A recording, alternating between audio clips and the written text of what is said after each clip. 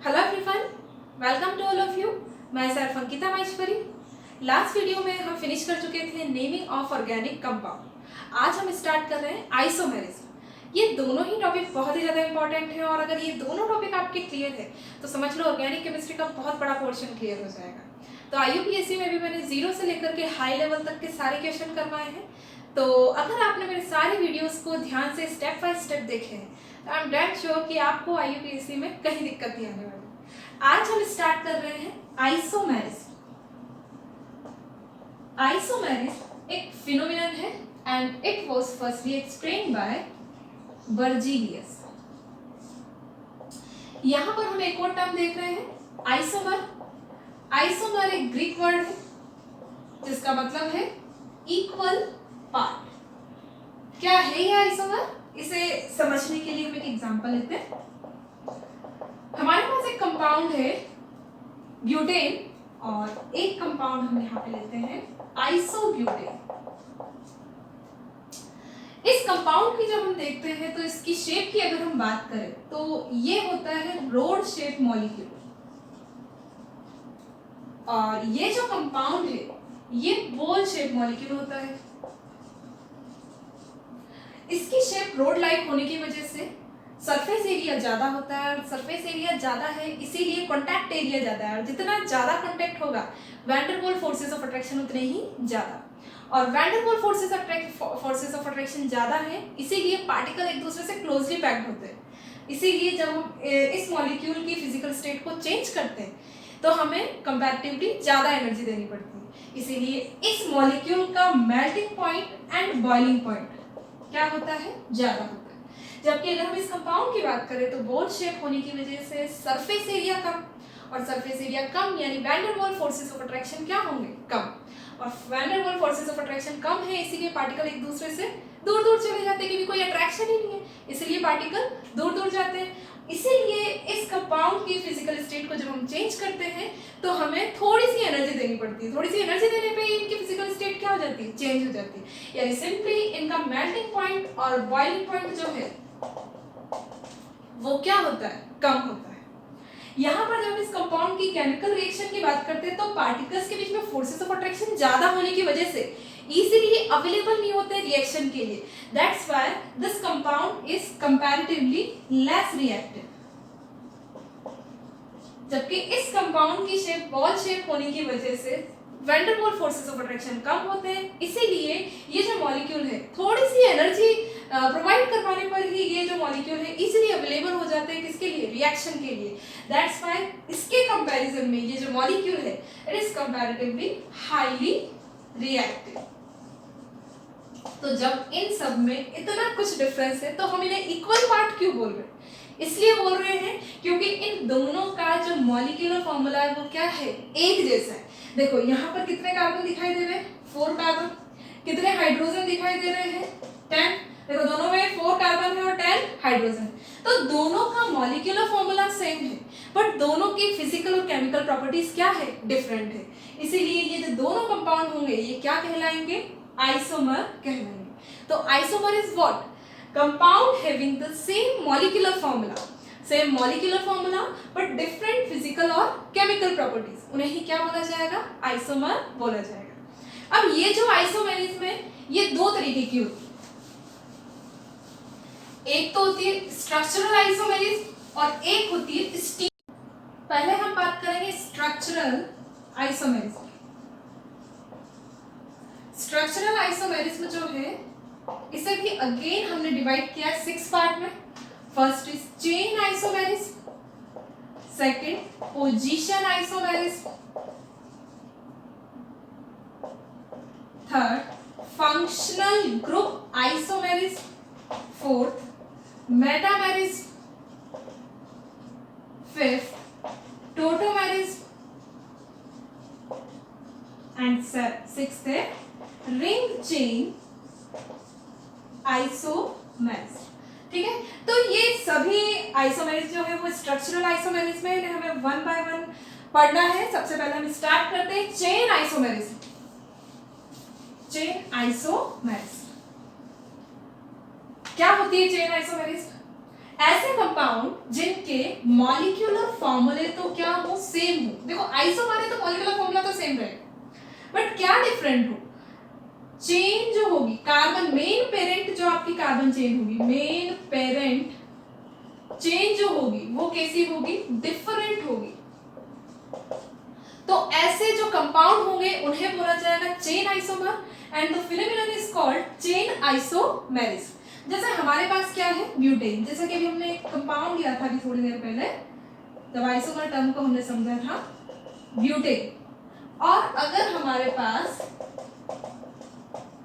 ये कंपाउंड है, ये है आइसोब्यूटेन, तो यहां पर देखो जो मेन पेरेंट कार्बन चेन कौन सी है, ये वाली पेरेंट कार्बन चेन तो हम बहुत अच्छे से जानते हैं, आईपीएससी पढ़ के आए, तो ये मेन पेरेंट कार्बन चेन है। यहाँ पर मेन पेरेंट कार्बन चेन कौन सी है, ये वाली। मेन पेरेंट कार्बन चेन में नंबर ऑफ कार्बन कितने हैं, 4, यहाँ पर नंबर ऑफ कार्बन कितने हैं, 3, हो गई ना main parent carbon chain different. तो ये दोनों जो होंगे, ये दोनों कौन सा आइसोमर होंगे, चेन आइसोमर। इनके मॉलिक्यूलर फॉर्मूले सेम होंगे, बट क्या डिफरेंट होगा, मेन पेरेंट कार्बन चेन जो होगी वो क्या होगी, डिफरेंट होगी। ओके, इसी तरीके से और नेक्स्ट एग्जांपल, ये तो हो गया ब्यूटेन। अगर हम पेंटेन की बात करें, पेंटेन, पेंटेन इज C5H12। देखते हैं इसके कितने चेन आइसोमर पॉसिबल है।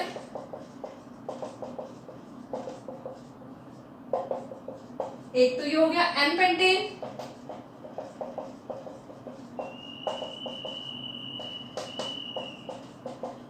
देखो यहां पर क्या किया हमने, एक कार्बन को यहां पर इसको ब्रांच के फॉर्म में लगा दिया, तो इसका नाम क्या हो जाएगा, ये तो हो गया N पेंटेन, ये हो जाएगा आइसोपेंटेन। पढ़ चुके हैं ये हम सब, आइसोपेंटेन।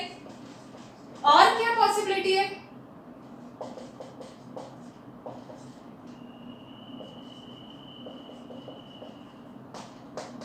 देखो ये भी क्या है, C5H12 की, पर यहां पर जब हम मेन पेरेंट कार्बन चेन देख रहे हैं तो कितने कार्बन दिखाई दे रहे हैं, 5, यहां पर 4 और यहां पर कितने, 3।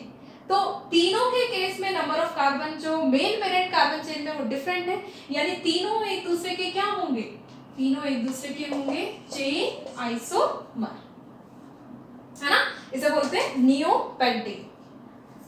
ओके, तो अगर आपको दे दिया जाए C6, अगर हमें दे दिया जाए C6H14, तो इसके कितने आइसोमर पॉसिबल है, देखते हैं। एक तो ये वाला है ना, 6 कार्बन, हाइड्रोजन तो जोड़ ही सकते हैं आप, हाइड्रोजन यहां पर देखो 5 कार्बन और एक कार्बन को यहां से हमने जोड़ दिया, ठीक है। और क्या हो सकता है, यहां से जोड़ दें तो भी डिफरेंट कार्बन होगा, सॉरी तो भी डिफरेंट कंपाउंड होगा। और देखते हैं,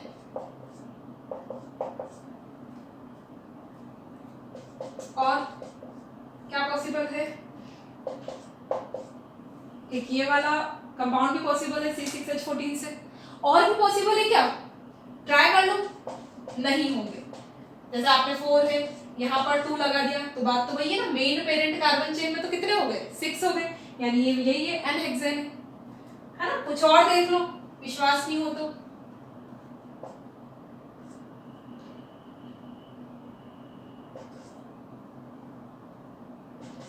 ऐसे कर लो, इसको हटा के ऐसा कर लो, तो भी हम इसको बना चुके हैं। तो कहने का मतलब अगर आपके पास C6H14 है तो उसके कितने आइसोमर पॉसिबल है, उसके 5 आइसोमर पॉसिबल है। हमें इसमें से देखना है कि कौन सा चेन आइसोमर है, कौन से कंपाउंड जो एक दूसरे के चेन आइसोमर है। ये first, second, third, fourth and fifth. देखो चेन आइसोमर के लिए क्या कंडीशन, कि मेन पेरेंट कार्बन चेन में नंबर ऑफ कार्बन क्या होने चाहिए, डिफरेंट होने चाहिए। यहां पर देखो मेन पेरेंट कार्बन चेन में 6 कार्बन, यहां पर मेन पेरेंट कार्बन चेन में 5 कार्बन, यानी फर्स्ट एंड सेकंड दोनों जो होंगे एक दूसरे के कौन से आइसोमर होंगे, चेन आइसोमर होंगे, ठीक है। फर्स्ट को थर्ड से कंपेयर करो, फर्स्ट और थर्ड को कंपेयर करो, इसमें है 6, मेन पेरेंट कार्बन चेन में 5, ये भी क्या होगा, इसका चेन आइसोमर होगा। तो फर्स्ट एंड थर्ड भी होगा चेन आइसोमर। फर्स्ट और फोर्थ को देखो, फर्स्ट एंड फोर्थ, यहां पे कितना है, मेन पेरेंट कार्बन चेन में 6, यहां पर है 4, ये भी चेन आइसोमर होगा। यहां पर आ जाओ, कितने हैं 6 और यहां पर कितने हैं 4 है, तो ये 6 है और ये 4 है, यानी नंबर ऑफ कार्बन क्या हो गए, डिफरेंट हो गए, यानी फर्स्ट एंड फिफ्थ जो होगा वो भी क्या होगा, चेन आइसोमर होगा। अब आ जाओ सेकंड और थर्ड का, यहां पे लिख देते हैं सेकंड एंड थर्ड। देखो सेकंड में नंबर ऑफ कार्बन कितने, 1 2 3 4 5, थर्ड में कितने 1 2 3 4 5, दोनों ही जो आपको कंपाउंड दिखाई दे रहे हैं, दोनों ही कंपाउंड में नंबर ऑफ कार्बन क्या है, एक जैसे। तो क्या ये एक दूसरे के चेन आइसोमर होंगे, बिल्कुल नहीं होंगे। सेकंड और थर्ड एक दूसरे के चेन आइसोमर नहीं है। ये कौन सा आइसोमर है, ये हम अभी आगे डिटेल में पढ़ेंगे। अब आ जाओ third and fourth. Third and fourth में देखो, इसमें यहां पर कितने कार्बन दिखाई दे, थर्ड में 5, नंबर ऑफ कार्बन जो मेन पेरेंट चेन है उसमें 5 है और यहाँ पर कितने 4 है, यानी ये दोनों एक दूसरे के चेन आइसोमर होंगे। इसको कंपेयर करें तो यहाँ पर कितने, देखो इस कंपाउंड में मेन पेरेंट कार्बन चेन में 5 है, यहाँ पर 4 है, यानी ये दोनों एक दूसरे के क्या होंगे, चेन आइसोमर होंगे। तो आप ये देख लो, किसी भी दो कंपाउंड में कंपैरिजन कर लो, अगर आपको number of carbon main parent chain में अलग दिखाई दे रहे, यानी वो दोनों एक दूसरे के क्या होंगे, चेन आइसोमर होंगे। ओके, पर यहाँ पर अगर हम C6H14 की बात करें तो टोटल आइसोमर कितने हैं, 5, टोटल आइसोमर है 5, हम ये नहीं बोल सकते कि इसके चेन आइसोमर है 5। तो अगर कोई आपसे पूछे C6H12 के स्ट्रक्चरल आइसोमर बताओ, टोटल स्ट्रक्चरल आइसोमर, तो आप कितने बता सकते हो, 5। ठीक है, तो अब अगर आपको दे दिया जाए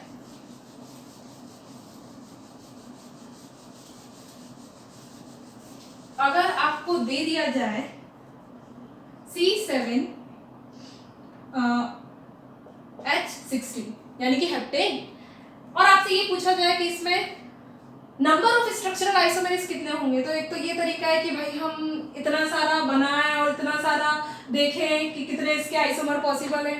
तो पहली बात तो एक्यूरेसी क्या हो जाती है, थोड़ी कम हो जाती है, और दूसरी बात टाइम कंज्यूमिंग है, कब तक बना के देखोगे। तो इससे तो अच्छा है ना कुछ ऐसे कंपाउंड है जिनका जो आपके पास स्ट्रक्चरल आइसोमर्स है, उनके कितने स्ट्रक्चरल आइसोमर बनने वाले उनको याद ही कर ले, लर्न ही कर ले। तो C7H16 के जो number of structural isomer possible है वो है 9। कितने हैं, 9। C8H18 क्या है ये है ऑक्टेन, एन ऑक्टेन। इसके कितने स्ट्रक्चरल आइसोमर पॉसिबल है, इसके हैं 18। C9H20 क्या है ये, नॉनेन। कितने आइसोमर पॉसिबल है इसके हैं 35। C10H22 देखें इसके कितने पॉसिबल है, 75। ठीक है, तो ये याद रख लो। C4H10 के कितने होंगे, 2 बनाया था हमने, एक तो था एन ब्यूटेन और एक था आइसोब्यूटेन। और पेंटेन के कितने थे, पेंटेन के 3।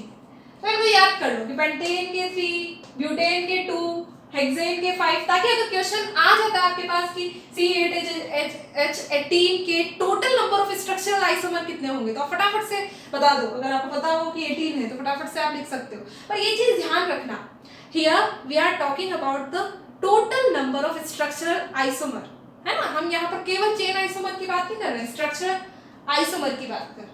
तो ये चीज ध्यान रखो, है ना, इन्हें लर्न ही कर लो, ज्यादा बेटर है, ताकि एग्जाम में आपका टाइम बच सके। तो ऐसा थोड़ी ना अगर C8H18 है आप तो 18 आइसोमर बनाने में लग रहे हो, बहुत टाइम कंज्यूमिंग हो जाएगा, तो इन्हें याद कर लो, ज्यादा बेटर। ऐसा कोई ज्यादा पूछता भी नहीं है, C7 या C8 तक पूछा जाता है जनरली, फिर भी C10 तक आप याद कर। ओके, एक और चीज, अगर हमारे पास ये कंपाउंड दे दिया हमें और हमें एक ये कंपाउंड दे दिया।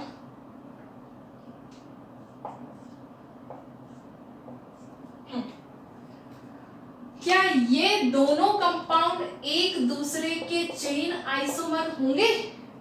हम सबसे पहले देखते हैं number of carbon in main parent carbon chain. तो यहाँ पर हमें दिखाई दे रहे हैं 5 कार्बन और यहाँ पर भी दिखाई दे रहे हैं 5 कार्बन। तो आप बोल दोगे कि नहीं होगी, पर ये दोनों एक दूसरे के चेन आइसोमर हैं। तो एक चीज ध्यान रखें आप कि अगर आपको कोई ऐसा कंपाउंड दिखाई दे रहा है जिसमें मॉलिक्यूलर फॉर्मूला सेम हो, मेन पेरेंट कार्बन चेन में नंबर ऑफ कार्बन भी सेम हो, पर अगर उन दोनों कंपाउंड की साइड चेन डिफरेंट हो, साइड चेन सेम ना हो, तो इस तरीके के कंपाउंड भी एक दूसरे के कौन से आइसोमर होंगे? चेन आइसोमर होंगे। देखो यहां पर मेन पेरेंट चेन में नंबर ऑफ कार्बन सेम है, पर यहां पर साइड चेन में देखो आप मिथाइल, और ये कौन सा ग्रुप है? इथाइल। तो साइड चेन क्या हो गई? डिफरेंट हो गई ना। तो इसीलिए ये दोनों भी क्या होंगे? ये दोनों भी एक दूसरे के चेन आइसोमर होंगे। तो चीज ध्यान रखें, चेन आइसोमर में मेन पेरेंट कार्बन चेन में नंबर ऑफ कार्बन भी चेंज हो सकते हैं, और साइड चेन भी क्या हो सकती है? चेंज हो सकती है। तो ये दोनों भी एक दूसरे के चेन आइसोमर होंगे। ठीक है, तो ये तो कंप्लीट हुई चेन आइसोमेरिज्म। अब हम स्टार्ट कर रहे हैं second isomerism, position isomerism. Position देखो नाम से भी कुछ पता लग ही रहा होगा हमें कि ऐसे कंपाउंड जिनका मॉलिक्यूलर फॉर्मूला तो हो सेम, बट क्या डिफरेंट हो? डिफरेंट हो पोजीशन ऑफ फंक्शनल ग्रुप और मल्टीपल बॉन्ड और substituent group. Position of functional group, multiple bond और सब्स्टिट्यूएंट ग्रुप क्या हो? डिफरेंट हो। तो ऐसे कंपाउंड एक दूसरे के क्या कहलाएंगे? Position isomer, and the phenomenon is called position isomerism. देखो अगर हमारे पास है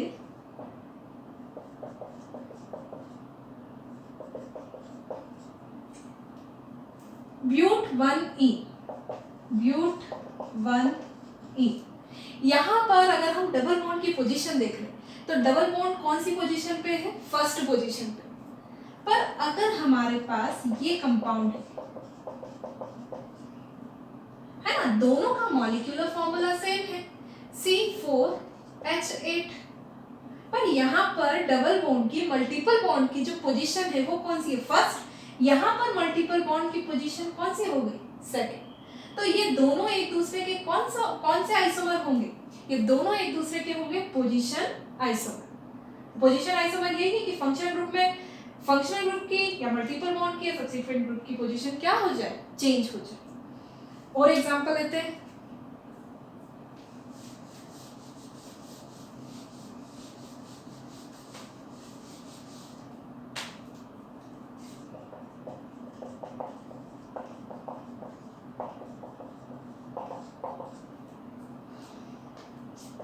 एक ये है और एक हमारे पास ये कंपाउंड है। दोनों के मॉलिक्यूलर फॉर्मूले सेम है, पर यहाँ पर जो फंक्शनल ग्रुप दिखाई दे रहा है इसकी पोजीशन क्या हो गई है? चेंज हो गई है। देखो मेन पेरेंट कार्बन चेन में इसको पोजीशन मिलने वाली कौन सी? 1, यहाँ पर इसको पोजीशन मिलने वाली है सेकंड। तो दोनों का molecular formula same, but functional group की पोजीशन चेंज, दैट्स व्हाई दोनों क्या होंगे? पोजीशन आइसोमर होंगे। चलिए जी एक और क्वेश्चन आपके लिए।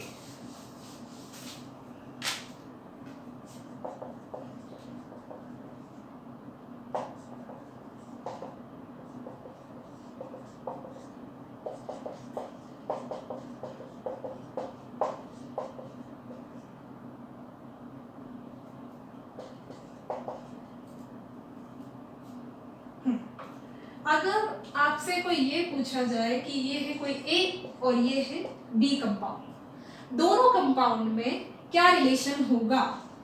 ए ऑप्शन है आपके पास, ये दोनों एक दूसरे के चेन आइसोमर होंगे, बी है पोजीशन आइसोमर होंगे, सी है चेन आइसोमर और पोजीशन आइसोमर दोनों होंगे, और डी फंक्शनल ग्रुप आइसोमर होंगे। तो आपका आंसर क्या होगा? तो क्या रिलेशन होगा दोनों में? आप बोलोगे कि यहाँ पर जो एक कंपाउंड है, यहाँ पर फंक्शनल ग्रुप जो OH है उसकी पोजीशन कौन सी है? फर्स्ट। यहाँ पर OH को कौन सा नंबर मिल रहा है? सेकंड। तो ये दोनों तो एक दूसरे के कौन से आइसोमर हुए? पोजीशन आइसोमर हुए। ये टिक कर दोगे। या फिर आप बोलोगे कि यहाँ पर मेन पेरेंट कार्बन चेन क्या है? 4 है, और यहाँ पर क्या है? 3 है। तो यानी कि ये जो दोनों कंपाउंड है चेन आइसोमर भी है, तो शायद ये वाला ऑप्शन सही हो, चेन आइसोमर भी हो, पोजीशन आइसोमर भी हो। तो अगर आप ऐसा कर दोगे तो आपका आंसर क्या हो जाएगा? गलत। ये चीज ध्यान रखना, अगर किसी भी कंपाउंड में आपको चेन आइसोमर इसमें दिखाई दे रही हो या दो कंपाउंड एक दूसरे के चेन आइसोमर है, तो वो कभी भी पोजीशन आइसोमर नहीं हो सकते। पोजीशन आइसोमर के लिए ये नेसेसरी कंडीशन है कि जो कार्बन चेन की लेंथ होनी चाहिए या पेरेंट कार्बन चेन जो होनी चाहिए वो एक जैसी होनी चाहिए। यहाँ पर देखो, अगर हम दो कंपाउंड को देख रहे हैं, दोनों कंपाउंड में मेन पेरेंट कार्बन चेन जो है वो क्या हो गई है? चेंज हो चुके हैं। तो इस तरीके से ये दोनों कंपाउंड किसी भी तरीके से पोजीशन आइसोमर नहीं हो सकते। तो जब ये पोजीशन आइसोमर नहीं है तो सी वाला ऑप्शन बिल्कुल क्या हो जाएगा? गलत हो जाएगा। तो इसका आंसर क्या होगा? इसका आंसर होगा फर्स्ट, कि दोनों एक दूसरे के कौन से आइसोमर? Chain isomer. ठीक है, ये चीज ध्यान रखना कि दोनों आइसोमेरिज्म यानी कि या आप बोल सकते हो दोनों आइसोमर पोजीशन और चेन आइसोमर दोनों एक साथ नहीं हो सकते। या तो वो दोनों आइसोमर पोजीशन आइसोमर होंगे या फिर चेन आइसोमर। और एग्जांपल देखते हैं।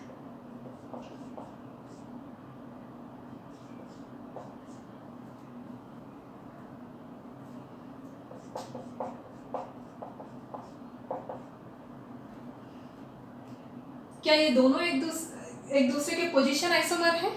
देखते हैं। मेन पेरेंट कार्बन चेन में नंबर ऑफ कार्बन है 4, यहाँ पर मेन पेरेंट कार्बन चेन में भी नंबर ऑफ कार्बन कितने हैं? 4। तो चेन आइसोमर तो नहीं है।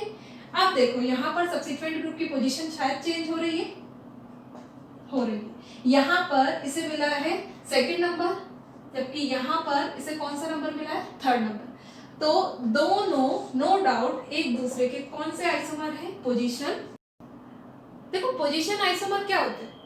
जब किसी भी कंपाउंड की या तो फंक्शनल ग्रुप या फिर मल्टीपल बॉन्ड या फिर सब्सिट्यूएंट ग्रुप की पोजीशन में क्या हो? चेंजेस हो।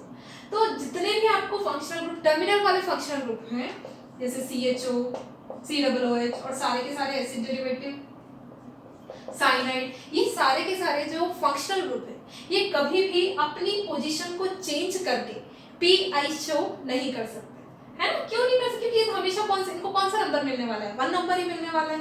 तो अगर ये पोजीशन आइसोमेरिक शो कर रहे हैं तो वो किस कंडीशन में करेंगे? वो या तो सब्स्टिट्यूएंट की पोजीशन चेंज हो रही होगी या फिर मल्टीपल बॉन्ड की पोजीशन चेंज हो रही होगी। इनकी पोजीशन तो चेंज नहीं हो सकती। देखो अगर सिंपली हम इस कंपाउंड में भी देखें, दोनों कंपाउंड में एल्डिहाइड प्रेजेंट है, पर एल्डिहाइड की पोजीशन चेंज नहीं हुई है। और तो हम क्या बोल रहे हैं? क्योंकि पोजीशन आइसोमर में फंक्शनल ग्रुप की पोजीशन भी चेंज हो सकती है, पर यहाँ पर एल्डिहाइड की पोजीशन चेंज नहीं हुई है। चेंज हुआ है तो क्या हुआ है? ये सब्सिट्यूएंट ग्रुप की पोजीशन चेंज हुई है। इसी तरीके से मल्टीपल बॉन्ड की पोजीशन चेंज हो सकती है, पर इस तरीके के फंक्शनल ग्रुप की पोजीशन चेंज नहीं हो सकती। ये चीज ध्यान रखना। ओके, अब कुछ ऐसे एग्जांपल देख लेते हैं जिससे आप पता लगाओगे, जिसमें क्या पता लगाओगे कि ये कंपाउंड जो है ये पोजीशन आइसोमर है या नहीं।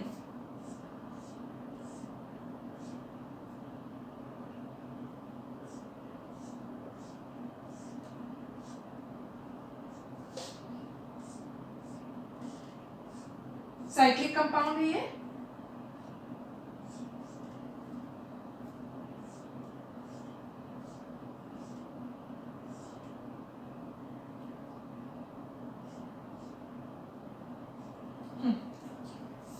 फर्स्ट कंपाउंड में, फर्स्ट जो आपको एग्जांपल दिखाई दे रहा है इसमें दो कंपाउंड A और B, क्या ये दोनों एक दूसरे के पोजीशन दोनों एक दूसरे की पोजीशन आइसोमर है। देखो मेन पेरेंट चेंज जो यही होगी, साइक्लिक रिंग ही होगी, और इसमें नंबर ऑफ कार्बन कितने 3, यहाँ पर भी 3। साइड चेन में भी देखो आपको दिखाई दे रहा है 1 1 कार्बन। यहाँ पर देखो दोनों मिथाइल की पोजीशन इस वाले कार्बन पे थी, जबकि यहाँ पर दोनों मिथाइल की पोजीशन अब क्या हो चुकी है, अलग हो चुकी है। यानी यहाँ पर सब्सिक्वेंट ग्रुप की पोजीशन क्या हुई है, चेंज हुई है। दैट्स व्हाई ये दोनों एक दूसरे के क्या होंगे, पोजीशन आइसोमर होंगे। यहाँ पर आ जाओ, यहाँ पर आपको देखो मेन पेरेंट चेन आपको दिखाई दे रही है, साइक्लिक जो कंपाउंड है 5 कार्बन है, यहाँ पर भी 5 कार्बन है। यहाँ पर देखो कितने सब्सिक्वेंट ग्रुप है, एक तो ये वाला और एक ये वाला इथाइल। जबकि यहाँ पर जब हम देख रहे हैं तो क्या हो गया, 1 2 3 कार्बन आ चुके हैं। क्या सब्सिक्वेंट ग्रुप की पोजीशन चेंज हुई है? यहाँ तो सब्सिक्वेंट ग्रुप ही क्या हो गया, चेंज हो गया। तो क्या हम बोल सकते हैं दोनों एक दूसरे के पीआई होंगे? बिल्कुल नहीं, क्योंकि यहाँ पर साइड चेन चेंज हो रही है। दैट्स व्हाई ये दोनों एक दूसरे के कौन से आइसोमर होंगे, चेन आइसोमर होंगे। ठीक है, तो आपको ध्यान रखना है कि अगर आपको कंपाउंड दिया हुआ है वो एक दूसरे के चेन आइसोमर है या पोजीशन है। इस तरीके से जब हम एरोमेटिक कंपाउंड में देखते हैं, अगर आपके पास कोई ये कंपाउंड है,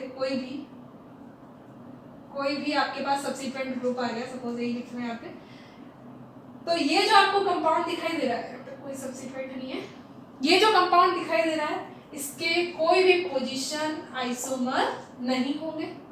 अगर आपके पास डाई सब्स्टिट्यूटेड बेंजीन रिंग आ गई तो क्या इसके पोजीशन आइसोमर पॉसिबल है?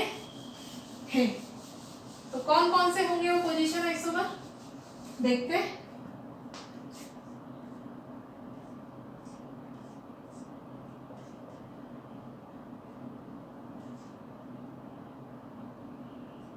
एक तो ये खुद बना दे वापस से,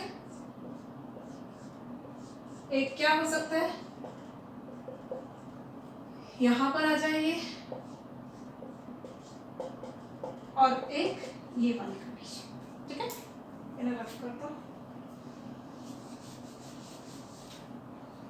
अगर हम इसको वापस से इस बी जो आपको दिखाई दे रहा है, इसे अगर हम वापस से यहाँ पर लगा देते हैं तो वापस कौन सी वाली कंडीशन आ जाएगी, ये वाली। यहाँ पे लगा देंगे तो ये वाली। यानी अगर आपके पास डाई सब्स्टिट्यूटेड बेंजीन है तो उसके कितने पोजीशन आइसोमर पॉसिबल है, 3। इस पोजीशन को, जो फर्स्ट पोजीशन होती है, उसे हम बोलते हैं ऑर्थो। इस वाली पोजीशन को बोला जाता है मेटा, और इस वाली पोजीशन को बोला जाता है पैरा। ठीक है, तो तीनों एक दूसरे के कौन से आइसोमर होंगे, पोजीशन आइसोमर होंगे। ओके, तो इस तरीके से ये फिनिश हुई पोजीशन आइसोमेरिज्म।